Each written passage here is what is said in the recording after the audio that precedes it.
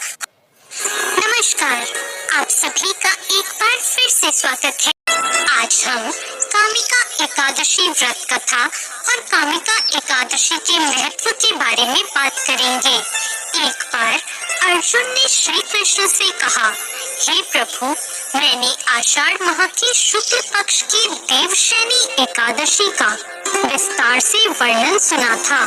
अब आप मुझे श्रावण मास के कृष्ण पक्ष की एकादशी की कथा सुनाने की कृपा करें। इस एकादशी का नाम क्या है और इसकी क्या विधि है? इसमें किस देवता का पूजन होता है? इसका उपवास करने से मनुष्य को किस फल की प्राप्ति होती है? भगवान श्री कृष्ण ने कहा कि श्रेष्ठ धनुधर, मैं श्रावण माह की पवित्र एकादशी की कथा सुनाता हूँ। ध्यान से सुनो। एक बार इस एकादशी की पावन कथा को भीष्म पितामह ने लोक हित के लिए नारद जी को सुनाया था। नारद जी ने कहा था, हे पितामह, आज मेरी श्रावण के कृष्ण पक्ष की एकादशी की कथा सुनने की इच्छा है, अतः आप इस एकादशी की व्रत कथा विधान से सुना दीजिए।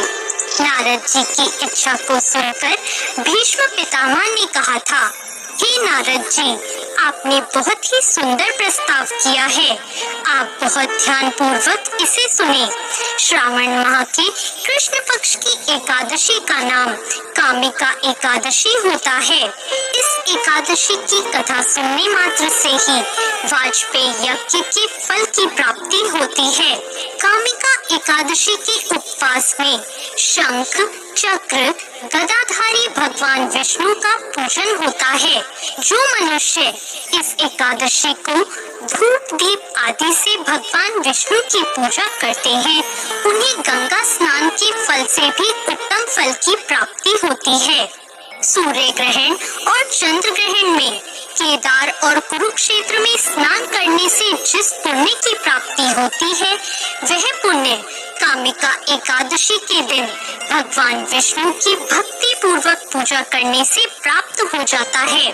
संसार में भगवान की पूजा का सबसे ज्यादा फल, अतः भक्ति पूर्वक भगवान की पूजा न हो सके तो श्रावण मास के कृष्ण पक्ष की कामिका एकादशी का उपवास करना चाहिए।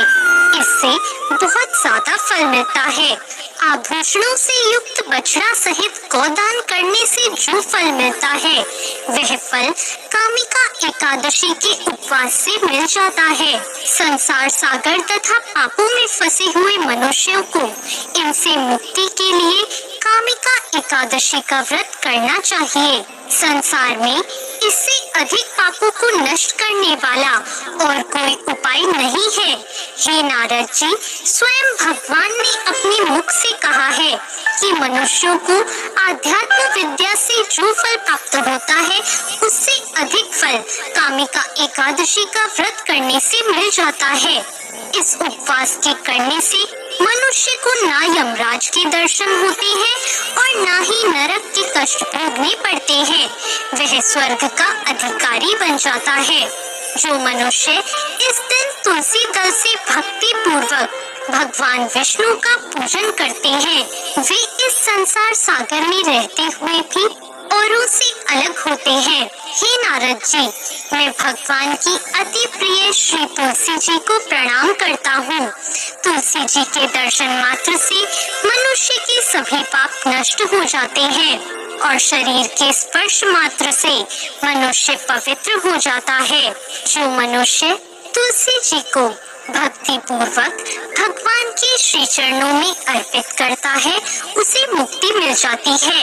इस कामिका एकादशी की रात्रि को जो मनुष्य जागरण करते हैं और दीप दान करते हैं, उनके पुण्यों को लिखने में चित्रगुप्त भी असमर्थ होते हैं। एकादशी के दिन जो मनुष्य भगवान के सामने दीपक जलाते हैं, उनके पितृ स्वर्गलोक में अमृत का पान करते हैं। कामिका एकादशी की व्रत कथा के अनुसार एक गांव में एक वीर क्षत्रिय रहता था।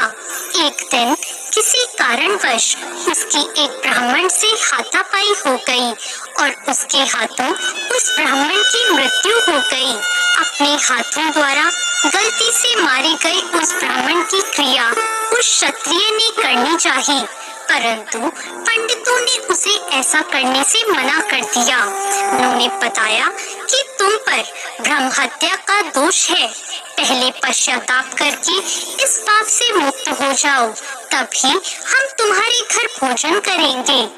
इस पर क्षत्रिय ने पूछा कि इस पाप से मुक्त होने का क्या उपाय है। तब ब्राह्मणों ने बताया कि श्रावण माह के कृष्ण पक्ष की एकादशी को भक्ति भाव से भगवान श्रीधर का व्रत एवं पूजन कर ब्राह्मणों को भोजन करा के उनका आशीर्वाद प्राप्त करके इस पाप से मुक्ति मिल जाएगी। पंडितों के बताए हुए तरीके पर व्रत करने वाली रात में भगवान श्रीधर ने क्षत्रिय को दर्शन देकर कहा कि तुम्हें ब्रह्म हत्या के पाप से मुक्ति मिल गई है। इस व्रत के करने से ब्रह्म हत्या आदि के सभी पाप नष्ट हो जाते हैं और इस लोक में सुख भोग कर प्राणी अंत में विष्णु लोक को जाते हैं।